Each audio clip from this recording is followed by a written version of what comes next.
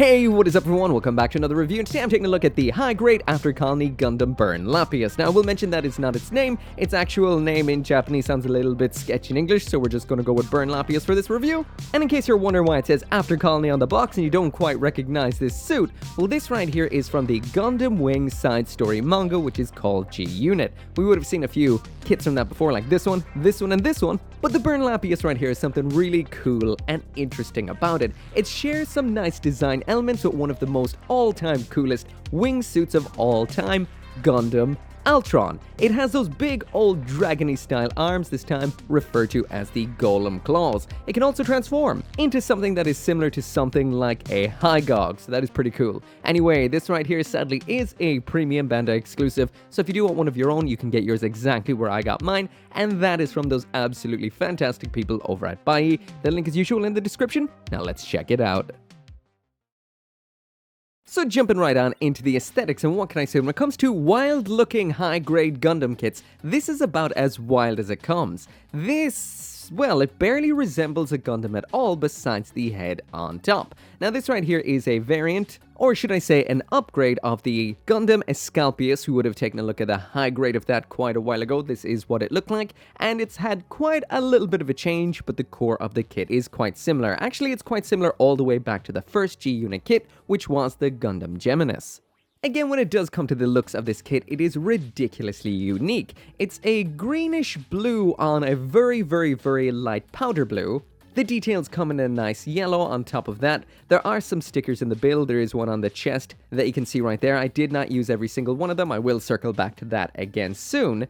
And around back, we've got those giant, massive claws, as well as that big old armor section, which is part of its transformation, which once again, we will take a look at later on. Now, I will mention I did pan line around the head and the chest ever so slightly, just because it did feel extremely bare. And that is one of the things with these particular kits I did notice. When they are built straight out of box, a lot of the detail is lost because it's not necessarily color separated on the model kit itself. It's mainly molded in.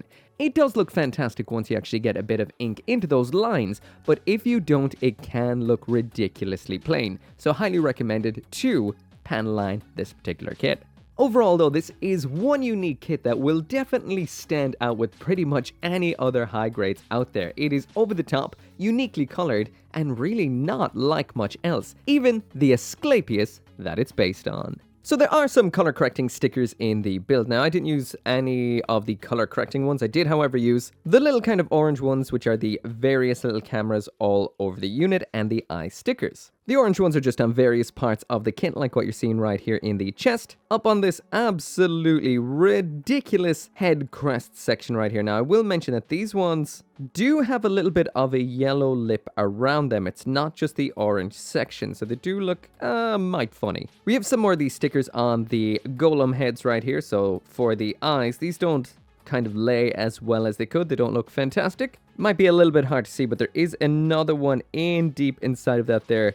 Zigok or Hygog kind of style head. I don't think that's picking up at all. If I make the camera super bright, you might see a little tinge of orange deep down in there. Just like the other kits from the same line, the eye stickers aren't great. They're a little bit tough to attach. That is them in there. They are in orange this time around. And when it comes to the color correcting stickers, these gray ones right here, those are from this little recess section right here, just above the yellow part. These red ones up top right here. These are also for some recess segments in here. So even if you did add them, they wouldn't be so obvious. There is meant to be some red inside. There's also color correcting stickers inside of these little segments right here. And these little kind of light blue segments here, these are actually stickers. They're actually so good, I had totally forgotten. Those are not too bad. Well covered. They're a little bit shiny if it catches the right light, but because they're underneath some parts, they really are quite hidden. They blend in well. On top of that, then we do have some sticker style decals. Now these are just kind of stickers, so they will show up against the plastic, but it is nice to have some little decals included. I'm especially digging these little crab style ones up here with the big old claw. That's interesting. Jumping out into that full 360-degree spin so you can see every angle and every bit of detail on this kit for yourself. This is ridiculously unique without a doubt. Those big, huge shoulders and that aquatic mobile suit backpack really make this look like nothing else out there. Even the Gundam inside of it is very unique. Well, when you don't consider the ones that came from the same line, which look kind of the same, but color-wise and general design-wise, it is quite cool. We've lots of armor down in the lower legs, which looks ridiculous. We've got the tiny little torso packing on those huge, massive arm segments, and of course those big, dragon-esque looking golem heads round back. It is one hell of a unique, interesting take on a Gundam, and the color scheme is nice too. Now, I did try removing the arms in the backpack just so you can see what this looks like as a normal Gundam, but it seems like you can't actually do that because the shoulders are necessary for holding on the arms. The arms connect into the shoulders, then the shoulders connect into the body, so it does mean you can't just remove the shoulders, unless you have maybe some similar shoulders lying around, maybe like the ones from the Geminis. So as for a little bit of a size comparison, there it is between a high grade and a master grade, so it's a usual sized high grade Gundam. Head height is a little less than the RX-78-2, which is normal for a wing suit, but with all that stuff attached on, it has a lot of actual mass. Now, I would have my normal high grade Revive Gundam in here, but it's actually currently busy piloting its own mech, so that's the Revive in there. And as for besides some more high grades, there it is beside high grade Exia, high grade Barbatos, high grade G Self, high grade Ariel, high grade Zeta Gundam, and high grade Gundam Freedom. So now jumping into the accessories, and here's everything that comes inside of the box with the high grade Burn Lapius. Now what we've got in here is the beam rifle we would have seen with these kits so far. We've got the assault bayonet, the EMF shield, an adapter, as well as 4 hands in total. Now there was also a bunch of stuff left over on the runners too. I only harvested off what I might end up using, and that is the full head of what I think is the Gundam Geminis, and we also have all of these little vernier segments too, as well as a whole bunch of its legs and arms and stuff, because this is a variant of that particular kit.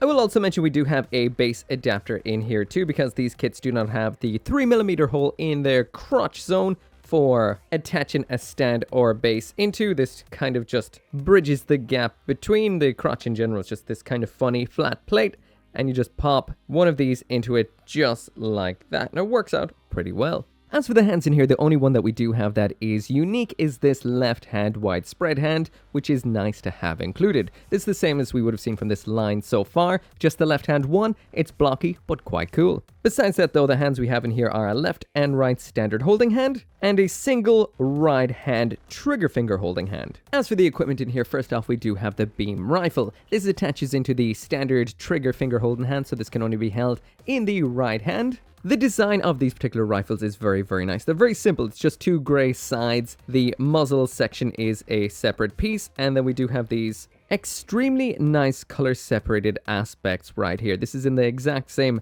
super light blue as we've got on the Gundam itself. Now that's a little bit hard to see under this light right here because it does get overexposed very easily, but that's what it does look like, and it does break up the overall look of the beam rifle extremely, extremely nicely. A very detailed rifle right here, and one that's just begging to be detailed up a little bit. However, I will mention one thing I do feel is a little bit of a down point here, and that is the fact that in order to aim this gun forward, you do have to rotate the entire shoulder because the arm is contained within. That is kind of the only thing that kind of looks a little bit awkward at times, but you can manage to work around it by just kind of picking a very nice pose. However, it does actually seem like this right here, this rifle, is not part of the Burn Lapius's actual loadout. It just does say to build it in the instructions for whatever reason, but I guess free rifle. This mobile suit's actual main weapon is this right here, which is referred to as the assault bayonet. This just attaches into the hand like so. The back of the hand pops on like that, and then it just attaches in the usual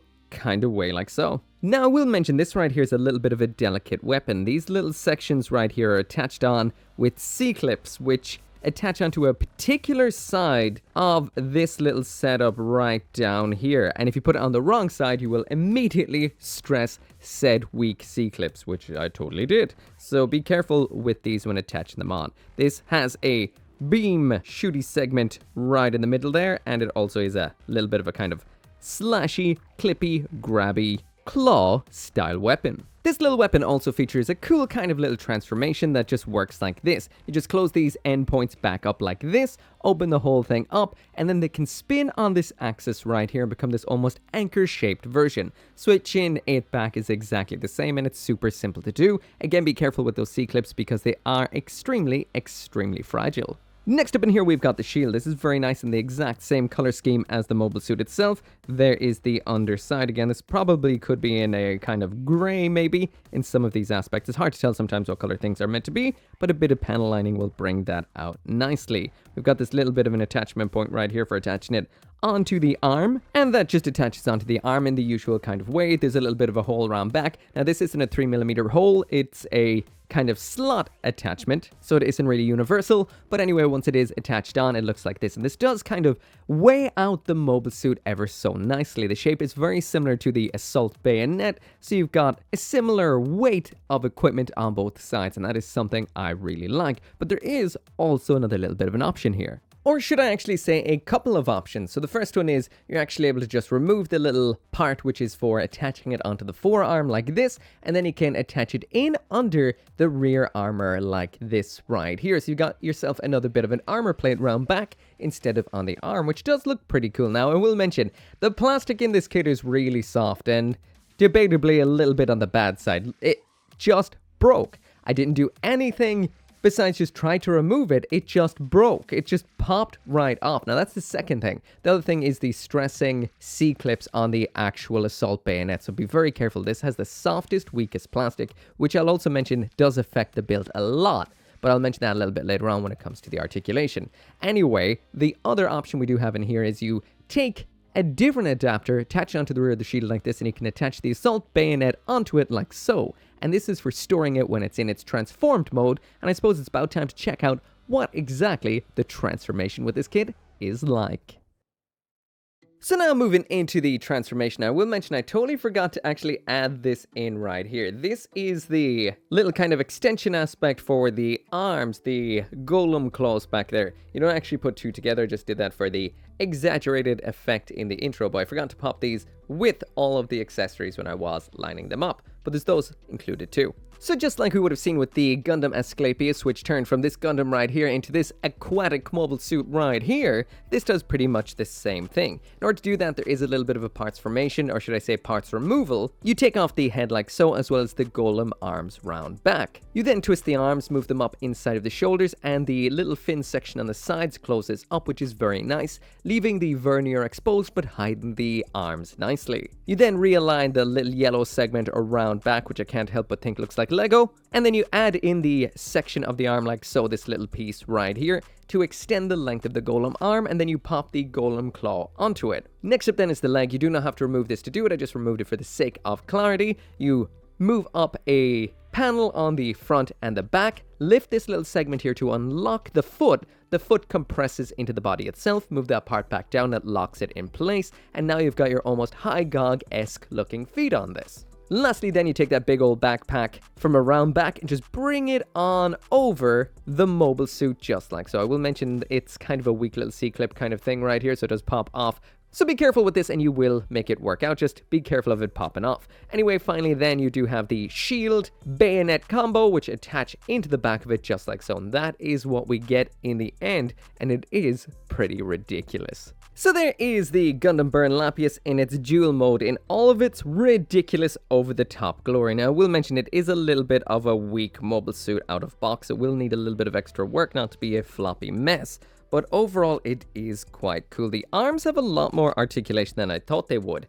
So we do have the shoulder, of course. We've got this little bit right here that moves it around like that. We've got another little bit that moves around here. And we have a nice joint right here at the actual dragon, I nearly said dragon claw, the golem claw end. So you will get some, well, some poses out of it. Not a whole lot, but enough, more than I thought you actually would. That's it on the little elbow bend right there. So it will get you little poses, but nothing too over the top. But however, it is worth it just for these crazy parts just attached on in there like so. This is an over the top and ridiculous design, definitely. Let's spin it a couple of times. So yeah, there's the Gundam Burn Lapius in its transformed mode known as the dual mode. This does look ridiculous, like I mentioned. It's got big Altron-esque claws, and what more could you really ask for in a very Altron, almost Altron-y, should I say, color scheme to it. It's got that Universal Century aquatic mobile suit look to it, and overall it is just ridiculous. As a concept,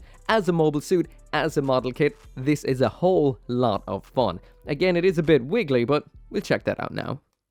So finally now onto the articulation, and when it comes to the kind of build on this, this is so floppy. The hips on this, and I think it was the same across the entire line, are terrible. It can barely stand up and it just starts kind of dropping across like this all of the time. Especially I find when you add the arms on. These are so bad. And yeah, that too. It's a bunch of polycap joints that just are kind of allergic to each other and they don't really work, especially the legs and hips. Not great. But anyway, testing out the pose. And there we go. As far as kids pulling off this pose in 2024, this is the weakest I have seen in a long time. That combined with the fact that this is extremely spongy does mean it's not a whole lot of fun to pose. And when you do get in a pose, it doesn't necessarily like to stay in said pose.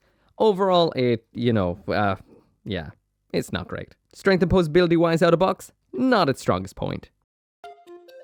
Anyway, that right there is it for the review, and this right here I would say is a silver tier gunpla, just avoiding that bronze tier rank by the fact that it's, well, by sheer novelty, I would say. It is a interesting and nice kit. There's a lot of things done very well, and design-wise, visually, it is quite cool, but out of box a little bit on the plain side. So going through the list. Aesthetically, this is like pretty much nothing else. It's over the top, it's crazy, and the fact that it even exists in high grade is worth it alone. The design is crazy, the colors are cool, it really needs to be panelized and maybe some detailing up too. There's a lot of stickers, 4 colors. I would say out of box, not great, but a lot of potential. Accessories wise, they are, well, sketchy as well to say the least. Overall, everything is a little too soft, things are stressing, the plastic isn't fantastic, that goes through the overall kit too. I've had 2 breaks on it already and I've been handling it really carefully. It's just made out of the weirdest soft plastic, and the designs using C-clips and tiny pegs doesn't really work out. This is a bun that should have been in the oven a little bit longer. Finally, when it does come to the articulation, it's nigh on bad, I guess is probably the best way to put it. You can't really pull off anything too over the top with it. The hips are incredibly bad for posing and for strength, and the knees pop all of the time. That, combined with the fact that there's a whole lot of bulk built up on top of this, means out of box it's not the greatest. Again, silver tier, and this one is really just for the fans and builders who love ridiculous novelty only, I would say. If you're just a little bit curious and you like your kits to be perfect out of box, this is not it. But if you like something to be incredibly unusual and transforming into a pretty much a high gog, then I say go for it. I still love it despite its flaws. Anyway, if you do want one of your own, link is down there in the description. I got mine through Buy. As always, thank you so much for watching. Make sure to come back for more Gunpla reviews, and I will see you next time. As always, I can't finish this video without special thanks to those who support the channel on the memberships as well as over on Patreon, including Abraxas, Caleb Engelhart, Joe, RG59061, Shadow Wolf 179, 10 Soldier YT, and Van Fawn.